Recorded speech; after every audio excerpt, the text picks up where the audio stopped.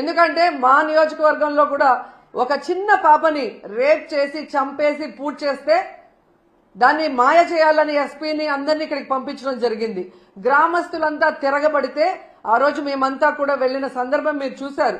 అప్పుడు విధిలేక అక్కడికి వచ్చి డబ్బులు ఇచ్చేసి చేతులు దులుపుకొని వెళ్ళిందే తప్ప ఇక మీదట ఇలాంటివి జరగకుండా కఠినతరంగా మరి శిక్షలు అమలు చేస్తాం, తప్పు చేసిన వాడు ఎంతటి వాడైనా వదిలిపెట్టము అన్నట్టుగా ఆవిడ ముందుకు వెళ్లాల్సింది పోయి అప్పటి నుంచి ఇంకా ఎక్కువ అవుతూ పోతున్నాయి.